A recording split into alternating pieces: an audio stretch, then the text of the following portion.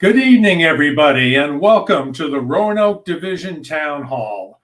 I'm your moderator for the evening, Bill Maureen, N2COP, and I'm the Vice Director of the Roanoke Division.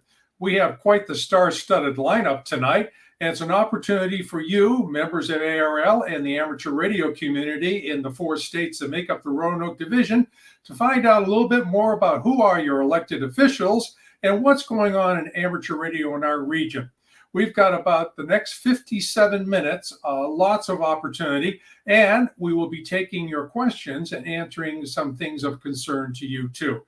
Let's have a quick round of introductions of who all the people are that you'll be seeing tonight, and then we'll get into the subject matters. Let me take a moment to introduce our director, Dr. Jim Boner, N2ZZ. Jim, good evening. Good evening, Bill, and thank you very much. And we have our section managers tonight. We are missing the West Virginia section manager, Dan Ringer, K8WV. He may be joining us in a few minutes, but let's meet our other 3 elected section managers for our region. We have North Carolina section manager Marv Hoffman, WA4NC. Marv, good evening. Good evening. Coming to us from the high country. It's a little cool, but 3850 feet up here. And we have tonight our South Carolina section manager, Mark Tarpley, N4 UFP. Good evening, everyone, and I'm glad to make this last town hall from the upstate. And joining us also tonight is the Virginia section manager, Jack Smith, KE4LWT. Jack, good evening from the Old Dominion State. Good evening, everyone. Good to have you all here. Thank you. Now, we have a very special guest this evening, too, David Minster, the Chief Executive Officer of ARRL NA2AA. But before we go to David, let's just take a moment to refresh everybody. What exactly is the Roanoke Division and where do you fit in it? The Roanoke Division consists of 4 states or 4 sections: North Carolina, South Carolina, Virginia, and West Virginia. It's a very populous division. It's the second largest division of the 15 divisions within ARRL. And in those 4 states, we have 238 affiliated ARRL clubs. We have 438 field positions, almost 40 Hemfests a year, and the number of field day sites varies anywhere from a low of 100 during COVID up to a pre-COVID high of 160 field days.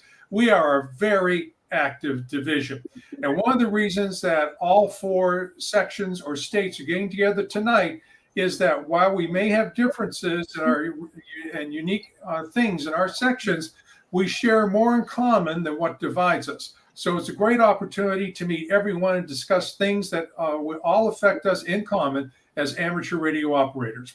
But we are very privileged this evening to have the Chief Executive Officer of ARRL, Mr. David Minster, NA2AA, coming to us from Connecticut. And David, I'm going to turn to you, and congratulations on your 2nd anniversary of being at the helm at the league. Over to you. Okay, thank you very much, Bill. Thanks for having me this evening, and greetings to everyone. On a personal note, Roanoke, Virginia, is a place that's important and special to my family. We've had a number of my father's brothers and sister actually live down in Roanoke, and back in the 90s, I spent a lot of time down there working for Elizabeth Arden that had a big facility. So I was back and forth and spent a lot of time down there in Southwest Virginia. This evening, I'm going to cover some things that I think are important for you to hear, that I hope will inform and inspire you a little bit. If there are things that I've not covered, it's not an intentional dodge. If you've got a question, I'm certainly happy to answer that, and I'll leave a little bit of time at the end so that we can get some questions in.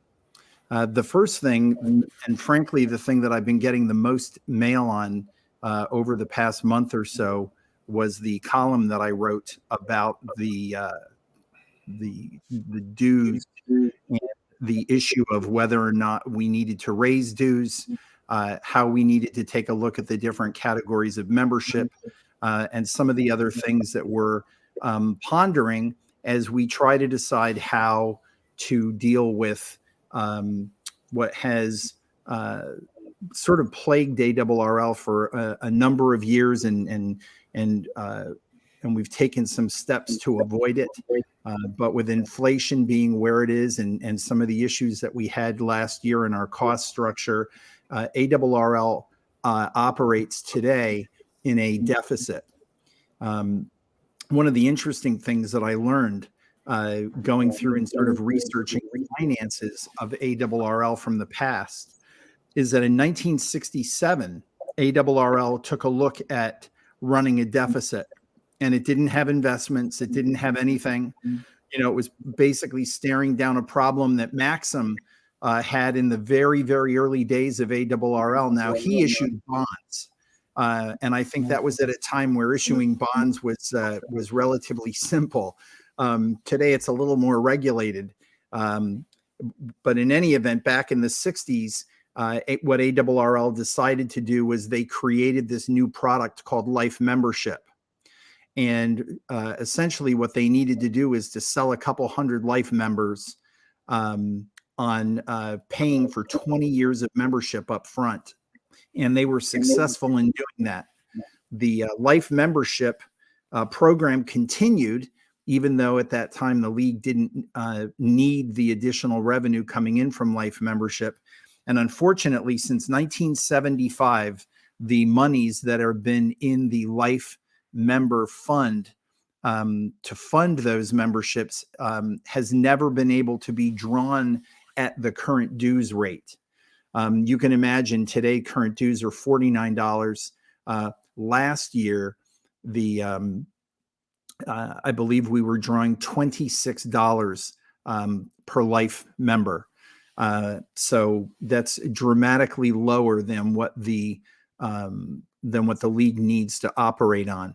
So in any event, I decided one of the things that you'll learn about me, if you haven't learned about me, now that I've been in this role, actually, I'm going on my I guess 2.5 years here at ARRL, but I'm very, very collaborative. I do believe that many people coming together and bringing forward creative ideas leads to much better solutions.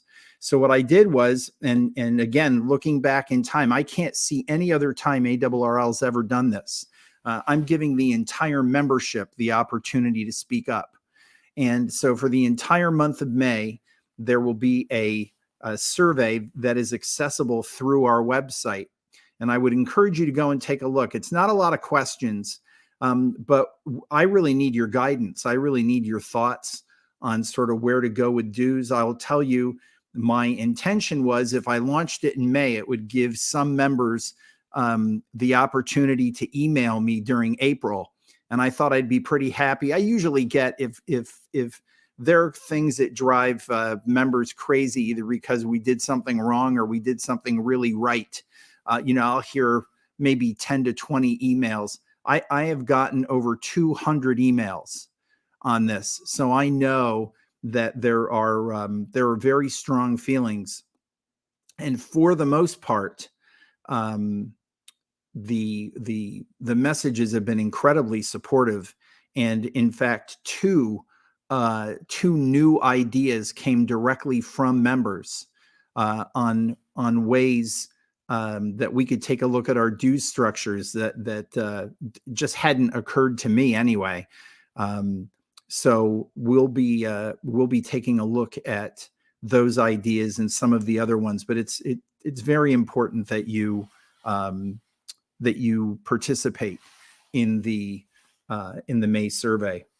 Just a few things. Field day is coming up. I saw Bill noted there's somewhere between 100 and 160 field day sites in your division. That's absolutely fantastic.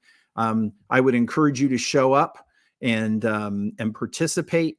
If you have not sort of raised your hand to help with field day, this is the year of the volunteer. We want to, we want to get people more engaged with their clubs, more engaged in the hobby. Raise your hand. Give some volunteerism to your club for the field day event. A little more, power to pull off a strong event for the club. One of the things that we did 2 years ago, really as an experiment more than anything else, was we began to sell an end-fed half-wave kit. And what we did was we could have put together a kit, but what we really wanted to do was we wanted to partner with someone that was already doing it. We spoke to some manufacturers that were building completed antennas and asked them if they wanted to work with us on a kit. And in any event, we wound up partnering with a gentleman in the Netherlands, and the end-fed half-wave kit has been remarkably successful. And the intention was to say we'd like you to have it for field day. We would like you to have it for cycle 25. We would encourage you to use it for POTA. There's a lot of opportunities to use that antenna. It's very reasonably priced, so that it's affordable, but that, it's also a kit. It gives you the opportunity to assemble the antenna, get to understand, how the balun is built, and I think it's actually an unun, but put it together and see how you do with it. And it's, I think we've sold almost 5,000 units in 2 years. So this is a program that's been remarkably successful. If you're looking for an additional antenna for field day, you don't have to use ours. There's plenty of end-fed half-wave antennas in the world. But if you've got a kit night for your club, if you've got a group that's coming together to work on field day and you want to build some of these, it makes for a great kit night project. We're looking at adding we were shocked at how members reacted to the ability to purchase antennas from us. And so in any event, we were looking at adding 2 antennas. We hope to have them at Dayton. One of them, we are partnering with a company in the UK. If you're a YouTube fanatic like I am, you will have heard of Callum at DX Commander. He has built us a custom, smaller version of his DX Commander fan vertical. We're going to be, we believe we've got some things to work out, but we believe we'll be offering that, and that'll be great for both your home use and for use in POTA environments. We're also the board passed a motion back in January encouraging headquarters to increase activity on 10 and 6 meters for technicians. So we're partnering with a European manufacturer on a dual band antenna. It's a 10-meter Moxon and a 2-element 6 on the same boom. And there's a few manufacturers that build these, but these guys are trying to make a lighter duty version. So again, that you could have it on your chimney with a TV rotator, or you could take it out into the field for POTA. But we're working with them on that. And again, we try to be aggressive with price for the members. What else? Volunteers on the air. I don't know if you can see behind me, my state over here. My station is set up over here. And I was just playing around on FT8 looking for people on 10, 15, 20, and 40 that we're calling CQ VOTA. So they could get a few points working the ARRL CEO. If you haven't gotten involved in VOTA, I would volunteers on the air. I would encourage you to do that. You need a Logbook of the World account. It's not nearly as difficult to set up as you may have heard. It's not the most modern thing in the world since this system was designed over 2 decades ago, but it works really well. And just a couple more things. The first one is if you haven't looked at it, I would encourage you to take a look at the Learning Center. We put a lot of effort into partnering with folks on content. In fact, one of our partners is Dave Kassler, and Dave had a series of licensing videos that utilized the ARRL book and followed it chapter by chapter. So we worked with him. We spent a lot of time editing the videos and getting them, I don't want to say cleaned up, but sort of cleaned up. Basically, we've put the technician videos in our YouTube channel, and then we have the general and extra class in the Learning Center. So you need to be a member to enjoy those videos as an ARRL benefit. And the last thing I would encourage you to take a look at, just because we're so proud of this, if you have not looked at a handbook in a long time, the Handbook 100 is actually quite a special project for us. We did a lot of things that our predecessors on the handbook did not do. It's got a very, very modern cover. It has a color insert in the middle that's a little bit of an Easter egg. I won't give that away if you haven't seen it. But we've gotten a tremendous amount of positive feedback about what's in there.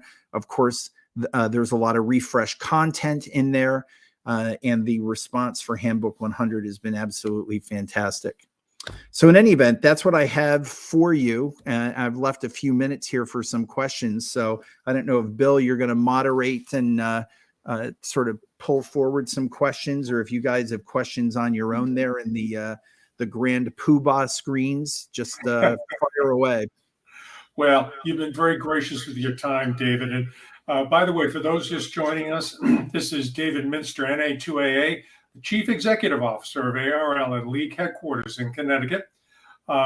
Here's a question. Can you see this, David, from Peter?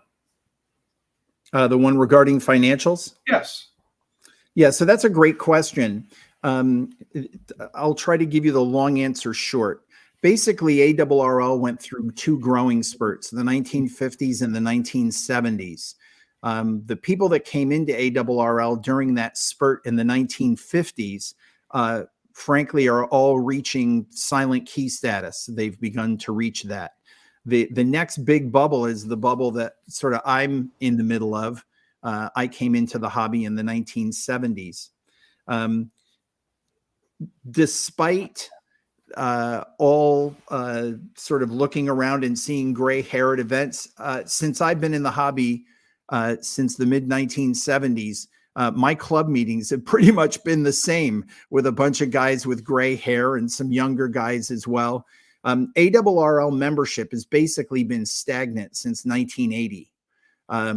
So we've had membership between 150 and 160,000, sort of bouncing around. We had one blip where we gave away a handbook for a 3-year membership, and membership skyrocketed to 170,000 because it was a great deal.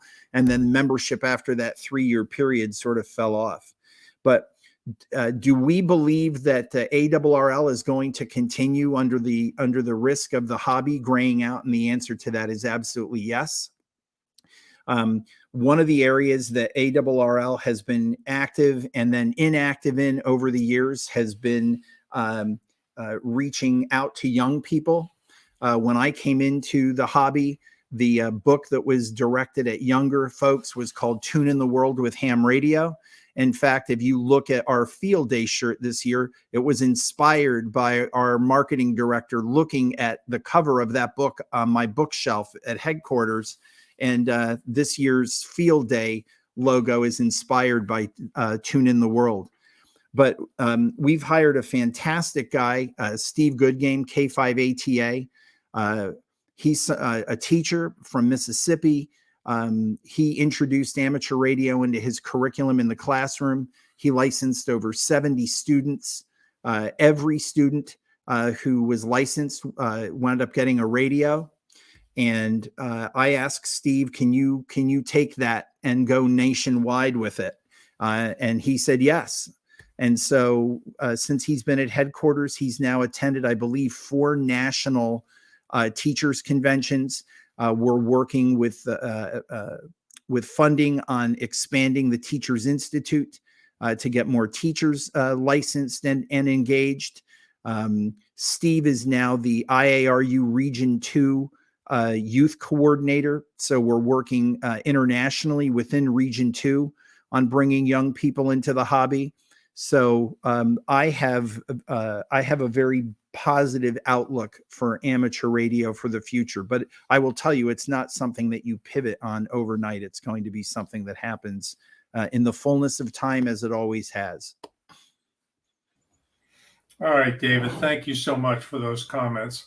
I think we may let you go pretty soon. And I say that because I spent last week with you in Denver. We both took the red eye back to the East Coast, and now you're returning from California. And you're probably pretty exhausted at this point. There's a little jet lag there, but in any event, listen, I'm happy to have come.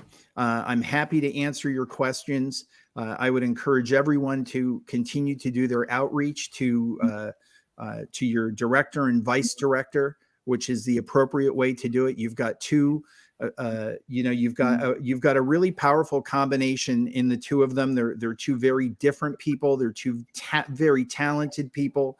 And it's a great pleasure to work with both of them. So I would encourage you to reach out to them. And of course, you can always reach out to us at headquarters with your questions. And I can always come back when you do another one of these fun bunch meetings. Darn it, David, you stole our thunder. Oh, sorry. Would you please come back for a future town hall? More than happy to. Excellent. Thank you. Everybody, David Minster, NA2AA, the Chief Executive Officer of ARRL. David, thank you so much for joining us this evening. Great. Thanks, everybody. Have a good evening. All right. I'd like to just parlay for a second on something that David said, and I encourage everybody to go to the ARRL website and look for the Learning Center.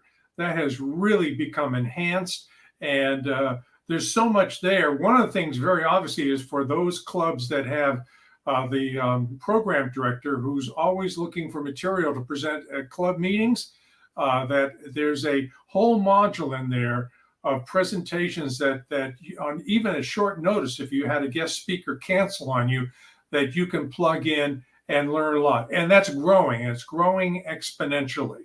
So our wonderful producer tonight, Brad Humphreys, AE4 VJ, is Johnny on the spot and has found the web page. Just look for it. There it is in the upper corner. Look at ARRL Learning Center. All right. So we go from national matters with Chief Executive David Minster, NA2AA. And let's go to issues right in our own division, and we turn to our division director, Jim Boner, N2ZZ. Jim, how about sharing with some of the folks things in our division and the 4 states in our division? Oh, you're muted, Jim. Okay, I'm not muted anymore. Anyway, thank you very much, Bill, and thank you very much for kind of being the host and MC of this meeting. Your news background really helps you in a case like this, and I appreciate that. And there's a lot of thanks. Of course, I thank Dave, NA2AA, for coming and seeing us at the Roanoke division, and also Brad Humphreys for his production of this, as well as all of our section managers for all that they do. So especially thanks for the members for participating in our second quarterly Roanoke Division Town Hall. So this is a new format, and probably the most disturbing thing is seeing myself on the screen, but hopefully that's not something that everybody is worried about. But I thought tonight I wanted to mention a few things. One of my big interests is operating, and as far as the QSO parties, North Carolina and South Carolina have theirs, and Virginia as well. I usually participate in Virginia, missed that, but was able to get into both the North Carolina and South Carolina QSO parties, and West Virginia will be coming up soon. So I would suggest everyone kind of look up when West Virginia comes up, and it'll be about the same time as the VOTA thing, which I'm going to be talking about. So Volunteers on the Air is something that Dave Minster was talking about, and this is a big thing. This is a year-long event to celebrate the volunteers of ARRL and also celebrate the members. And if you haven't found out about it yet, it is a year-long event, and it has 2 phases of it. One is just working volunteers and getting a point value from those volunteers. There's a web page on the ARRL.org website, which is ARRL.org/VOTA, which will bring you to Volunteers in the Year and a lot of hyperlinks. If you look through there, you'll see what the point values of each of the volunteers are, and whenever you make a QSO with one of them, that adds to your total. That gets racked up through LOTW, which, as David said, is something that everybody should be part of. There's a thing on the website that said the second phase of this, that is contacting the W1AW/stroke whatever for the states and the sections of the country. It says that you do not have to be part of LOTW, but I encourage everybody to get involved in LOTW. Tell you, I've been, in my interest, I've been a DXer, and I've spent so much on cards and postage. This LOTW is probably one of the best things that the league comes up. As a matter of fact, I think it's consider it the league's second best benefit after QST. So I would ask everybody to get on this Volunteers on the Air, and this week. Next week is going to be New Jersey and New Hampshire. You can get a worked all states for this. I'm hopefully going to be in the running for it. I've kind of kept up with it the entire time. But if you have not been doing this up to now, each of the states are going to be on for 2 weeks out of the year, so you still have time to do it. Brad's got something up here that's talking about the times that the states will be on the air. And they start at 0000 hours on Wednesday, which, to let you know, it's really 8 p.m. local time on Tuesday, and goes up to 23:59 on the following Tuesday. And during that time, you'll find the stations on the air from that state, and just have to work them. And there you go. This is kind of a thing that had come out with the Centennial back in 2014. I kept up with them at the time, and it was just a lot of fun. And at the end of the year, you end up getting a worked all state certificate for W1AW. So I encourage everybody to do this. I think that it's a lot of fun. One of the things that I really promote is getting on the air and enjoying what you're doing. It's what Amateur Radio is all about. On the board, we do a lot of administrative stuff and the rest, but it always gets back to the most interesting thing, and that's operating. So I wish everybody the best. I hope to work you on the air. The league has followed the same point values that they did back in the Centennial, and I'm happy to say out of this, I'm worth 225 points. Bill is worth 200, and all the section managers are worth 175. And people who were in the elected positions also had point values. So I wish everybody the best on this. And of course, I'm always available for your questions. And my email address, probably the safest thing, is n2zz@awrl.org. I'm told that I'm going to get this straightened out this coming week with one of the IT people over at the league, and I'd be happy to answer any other questions. Back to you, Bill. Okay, Jim, thank you very much for that overview of things going on in the division. And just to let people know, from a housekeeping standpoint, we're going to go up to 9 o'clock tonight, and then we're going to have a hard close at 9, because a lot of people on this webinar have nets that begin at 9 o'clock. And so we're going to format this, and we're going to hear from each of the 4 section managers in our region, and then we'll leave some time for Q&A. As you see in the scroll underneath my picture there, if you have questions, be sure to put them in the comments and chat box, and Brad, AE4VJ, our producer, will put them up on the screen for us to answer. So we'll be here to the top of the hour.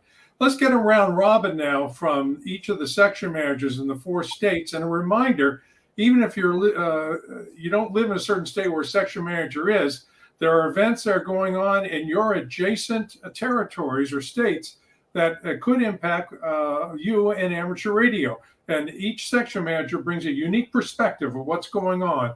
So we'll start with Marv Hoffman, WA4NC, the North Carolina section manager. Marv, what is going on tonight with you in the high country?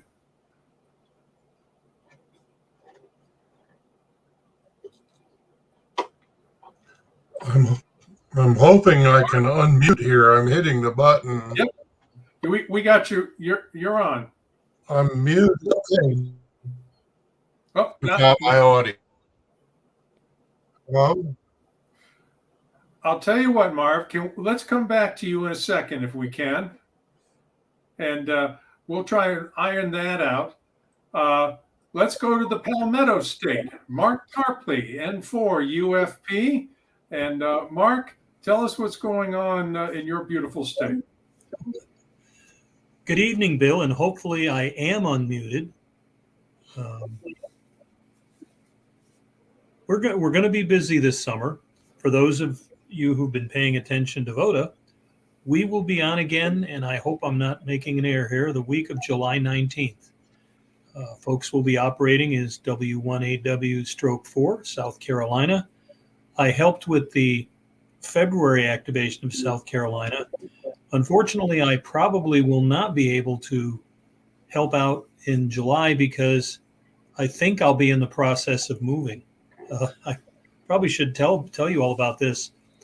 We're leaving. My house in Rock Hill goes up for sale next week, officially. But I have probably one or two people a day unofficially coming by now, and we expect it's going to sell pretty quickly, and then we're going to have to move. So I know at some point later this summer, I'm going to be off the air for a while. In fact, Jim will find this interesting because he's been at my shack. Jim, the only things left in my shack are what you can see. The rest of the building is empty. Some empty shelves, empty filing cabinets, a workbench with no test equipment. And yes, Jim, one thing I will try to do no matter what happens is attend all the various hamfests and tailgate parties. And on that note, Jim was nice enough to give us some information on one that's coming up in just a couple of weeks.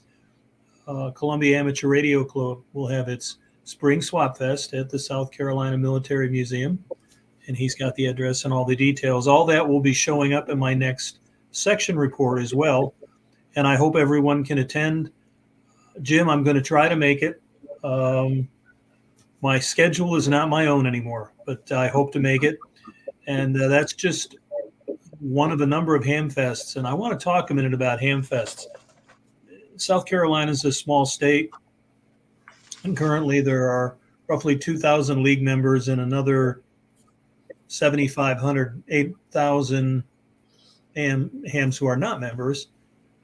And one of the things that's happened, I wish I could tell you why, but I can't.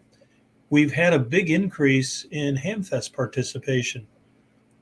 I was at the Ridge Amateur Radio Club tailgate party in the vacant lot next to Sheely's Barbecue in Batesburg, Leesville, South Carolina.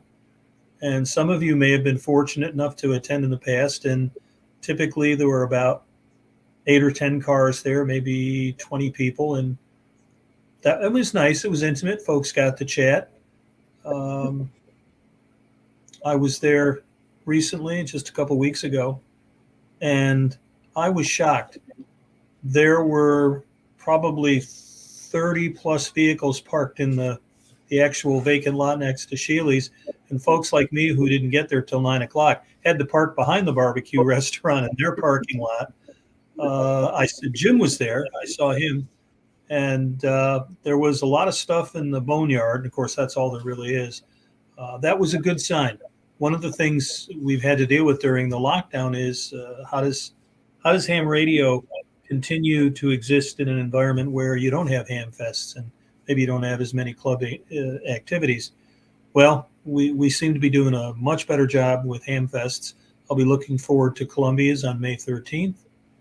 And thank you, David. It was great to meet you at the Ridge Amateur Radio Club swap meet. I had a lot of fun there. It was a beautiful day, perfect weather for that time of the year, and it was well attended. You know, you really can't ask for anything better than that. We've got a summer ham fest that I hope will do well in Chester County. They have a tailgate party. It's typically the second Saturday in August, and not my favorite time to be at an outdoor ham fest in August, but they have a nice ham fest. And last year they even had a band there that was going to play for the group after the official ham fest was over. And then in fall, we'll get back to ham fests in a big way. We typically have 3 in October. That's an important thing that's happened in South Carolina, is that clubs are becoming active again. They're running, whether it's a ham fest, a simple tailgate party, or maybe they're having an anniversary event. The point is that clubs are engaging their members and engaging the community at large, the ham community, and that's really important for us. If we're going to survive, we all have to stay engaged and stay engaged on different levels. The other thing that I have to give some credit to, and I can't do it justice, the South Carolina QSO party. Folks from Columbia Amateur Radio Club, as well as folks from the Swamp Fox Contest Group, have done an outstanding job of promoting that event and really making it into something. In our case, this year it was February, so it's behind us now until next year. But they've done an absolutely wonderful job with it, and both of those clubs deserve all the praise they can get from everybody, because they've turned it into a well-oiled machine. A lot of people have participated. Like Jim, I'm a guy who enjoys operating. I was all set to activate 4 rare counties in South Carolina. Those 4 rare counties, the total population of all 4 was about half the population of Rock Hill in York County. But 3 days before the QSO party, my old mobile rig finally died, so wasn't able to help them out much this year. I made a few contacts from my QTH. But those operating events are important. And one of the things that I try to get amateurs not to forget is that at the end of the day, operation is an important part of the hobby. It's a fundamental thing we do. We get on the air and we talk to each other, and it could be for a variety of different reasons. And I appreciate that comment, Jim. None of that would have happened without you folks and the other partners, Swamp Fox Contest Group. And I'm glad it was a great event for all of you. I think for us going forward, we'll want to continue to leverage the success we've had with ham fests. And I'll tell you right now, ham fests are going to change. The ham fest that you might have gone to in the 1990s or even the aughts, where there were technical forums and code testing and a lot of other things that in some cases aren't even necessary anymore. Don't expect to see those. On the other hand, Mark, we're going to ask if we can get some time for the other section managers to yes, get in. I'm done. All right. All right. You're going to give me the hook, folks. Thanks very much. We also want to wish you good luck with your move, and we really can't boo-hoo because your new QTH is going to be very ham friendly. So appreciate your being in there. Let's turn, if we can, and he needs to unmute himself, our West Virginia section manager, Dan Ringer. Dan, thanks for joining us tonight. And you've got a lot going on. You have a West Virginia State QSO party coming up. You've got W1AW/8 portable operations as part of VOTA coming up. And you have the Boy Scout National Jamboree in your section. You're going to be a busy guy. Actually, I haven't heard about that last one. But yes, we do have the National Jamboree at the Boy Scout Bechtel Reserve here in West Virginia. And that is a tremendous facility, and the Boy Scouts do a tremendous job, and they have their amateur radio set up there. And in fact, that was the first time I ever saw an ICOM 7300. You see them everywhere now. They're all over the place. But that was the first time, and my initial reaction was, that's too small to be a ham radio transceiver. But yeah, I've got one now too. Yeah, we do have QSO Party, VOTA, and West Virginia Day, the anniversary of the day West Virginia joined the Union. No union, because the other Virginia went the other way. So, we celebrate that. I'm not sure what they do on the other side of the mountains, but we have them all at the same time. We start June 14th with VOTA, Volunteers on the Air, and then we have West Virginia Day on June 20th, and we have the West Virginia QSO Party on the weekend of the week in which June 14th falls. June 14th is the beginning of that period. It's a Wednesday, as we previously mentioned. But what I wanted to talk about is getting members involved. We talk a lot about trying to get new hams licensed and all of that. But I have seen over the years, I've been a ham now for 60 years. Is that right? Boy, that's a long time. And it's always been the same. It always seems like the club meetings are a bunch of the older hams in the community who get together and reminisce about how great ham radio used to be and kind of moan about the way it is now. But nobody really wants to do any work. There'll be one or two people who will get involved, maybe in an antenna project or a fox hunt or something like that. But the nitty gritty work, it's hard to find people who want to do that sort of thing. And I actually had somebody tell me one time that they wanted to become a net manager. They didn't really have a net. They wanted to start a net and become a net manager. And so I inquired a little bit about, was there a need for that net? Why did they want to have a net? That sort of thing.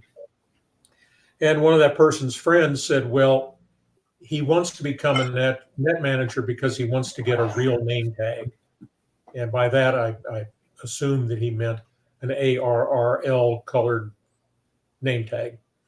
And that's nice, wanting to belong on Maslow's hierarchy of needs.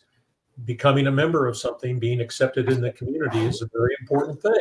So having an ARRL name tag is important to a lot of people. But that's not all there is to it. If you're going to do something like that, dedicate yourself to it. Do the paperwork, make the phone calls, keep informed, so that you can be an asset to the amateur radio community, as well as just being a member of it. Membership is great, but being an asset, being important to the people around you is even better. And you'll find that you get other opportunities to do even niftier things as a result of all that. So that's really all I have. I don't want to burn up the rest of the time, and we've got 15 minutes and I think 2 more section managers to go through. So let's do that. Bill? Okay, Dan, thank you for your kind wishes tonight from Morgantown, West Virginia, home of West Virginia University. And good to have you aboard. And a busy time coming up with the West Virginia State QSO Party and, of course, WAW/8 as WAW portable operations. All right, let's go back to North Carolina and Marv. Got your microphone problems corrected, Marv? And what's going on in North Carolina?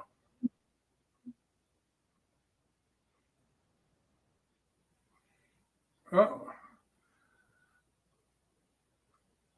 Marv, it's still on mute. It's not my problem. The system keeps muting me. All right, and it's going back in and out. I'll have a sidebar with producer Brad to see if we can get you back. I'm attempting to.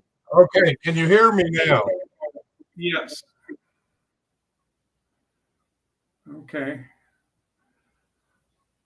All right. I think Marv is trying to say everybody on the webinar tonight gets a free Tar Heel. So Marv, we'll give it one more shot a little later. Let's go over to Virginia and to Jack, KE4LWT. Jack, what is new in the Old Dominion state? Well, a lot happened here in the past couple of months. First, I want to thank Mike, Whiskey Alpha 8, Alpha Hotel Zulu, for his hard work on the the VODA program, we had over almost 2,100 contacts logged as part of the Whiskey 1 Alpha W stroke 4 event, which is really phenomenal. Almost a quarter of the clubs participated in that. And he already has got the Chesapeake Amateur Radio Service signed up for our second round in October. So thanks a lot on that, Mike. And Ed, Kilo Whiskey 4 Golf Foxtrot, is continuing his work on the Get on the Air for Life program, which I don't know if you've heard of that or not, but what that is it's an initiative where from the moment someone shows interest in amateur radio up until they become silent keys, it's a program to keep them involved all along the way. And I'm going to use Mark as an example in this with him moving. It's specifically designed for people that are moving from one situation to another, whether it be from a restricted environment to one where they have less restrictions and they can get more things done, or they have to move to an area where there may be restrictions, and to keep them active in the amateur radio community. And to go along with that, Mike and Ed together have also been taking part in the club development webinars with the league. So I really recommend people take a look at those. They should be all already, the ones that have happened should be available on the ARRL's YouTube site.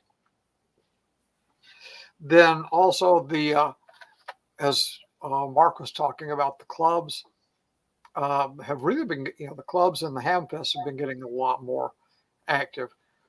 Greene County just had its first ever Hamfest, and for a very small club in a semi-rural environment, it was a very successful event. I was really, really impressed with that. So I think we're seeing a lot more people coming out. Hope it's not just a rebound from people recovering from the 14 days to stop the spread. And I hope it's more of a long-term thing. So I'm really hoping to see more for that. The other thing is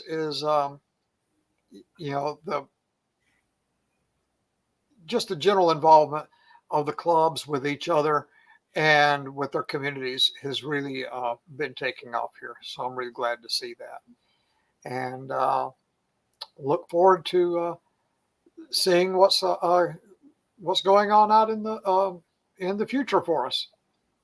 And with that, I'll pass it over to maybe Marv again. Okay, thank you, Jack, very much. And I saw some video from the Greene County Hamfest over the weekend. It was very successful. Congratulations on that. Marv, hello. Are you there?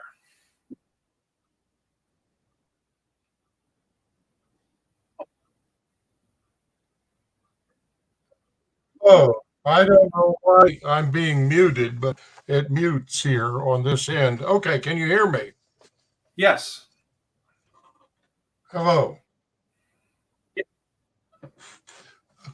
On the premise that you may be hearing me, let me just say that what we've done in North Carolina has been focused on encouraging a lot of members to do a lot of good things. One of the things that as section manager I initiated was something called the Sugar Award. That's SUGAR,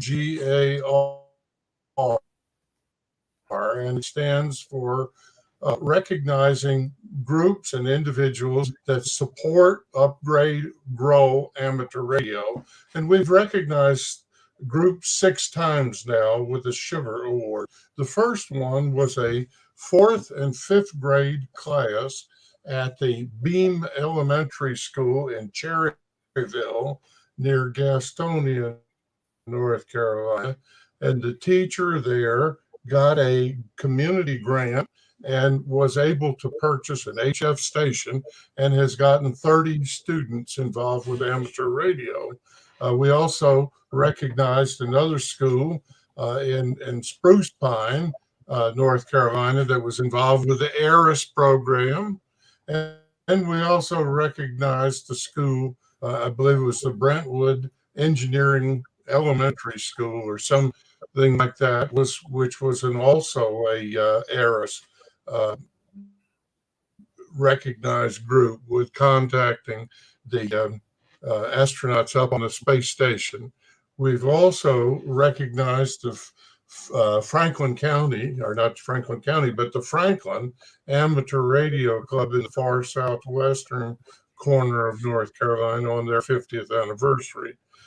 We have a new project we're working on, and Zach Thompson, who got a cover award for being on the cover of QST.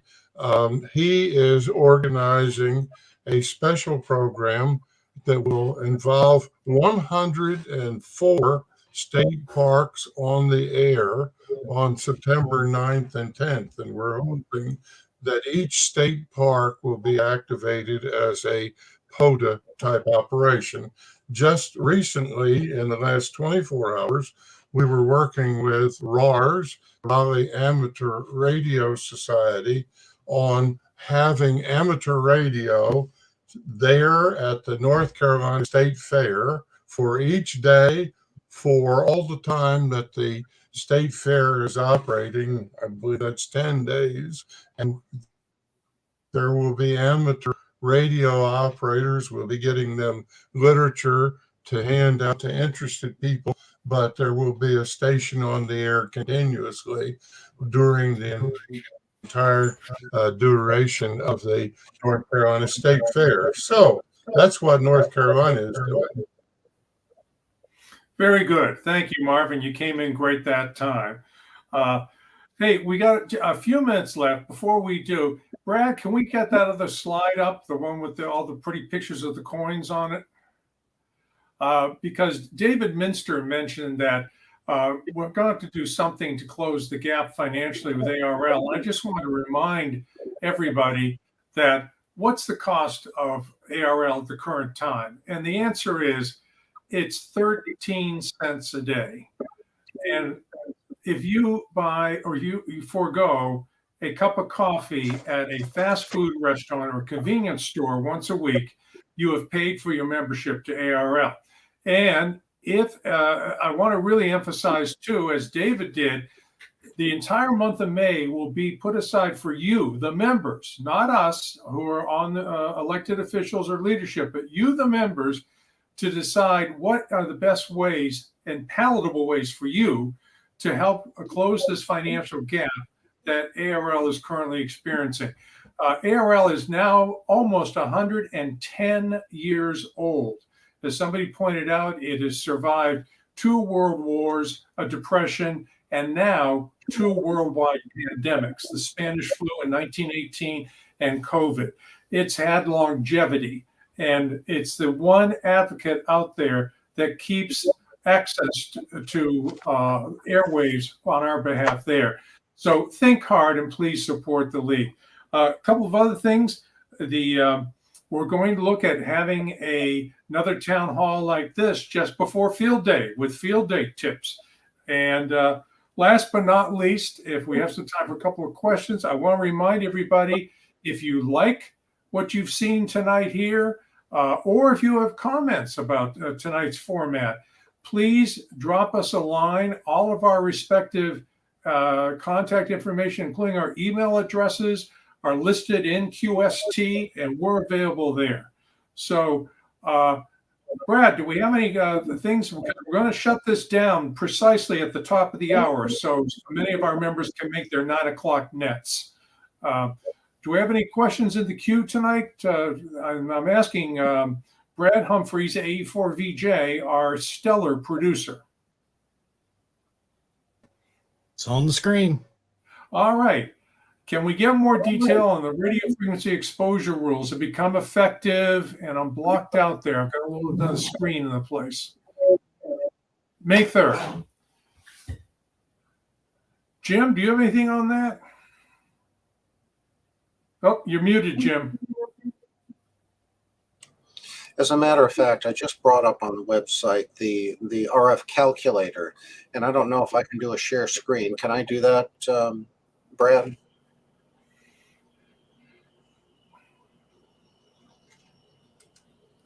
Yeah, you should be able to. Okay, can you everyone see this?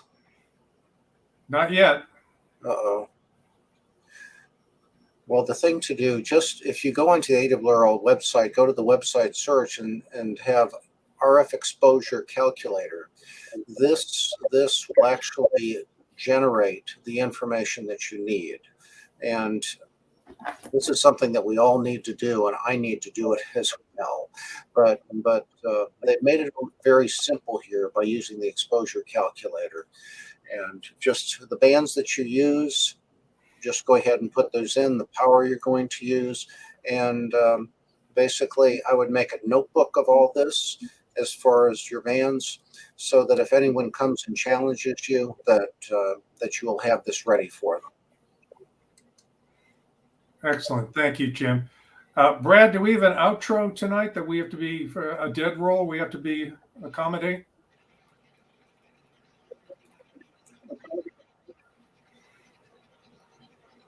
What? Watson, come here. I need you. Is that what you're saying? It's 30 seconds. All right, doing right. several things at once, trying to keep everything moving. I pasted the link for the RF exposure calculator. It's in the chat, so anybody watching that, they should pop up. But it's very easy. ARRL.org/RF-exposure-calculator, or just do the keyword search from the league website. And that's like 30 seconds after. So you got another 30 seconds. I think that's a wrap. Thank you, everybody, and thank you, Brad Humphreys, A4VJ. We'll let you know when the next town hall is. Thanks to one and to all. It's been great. Hope you enjoyed it and got benefit.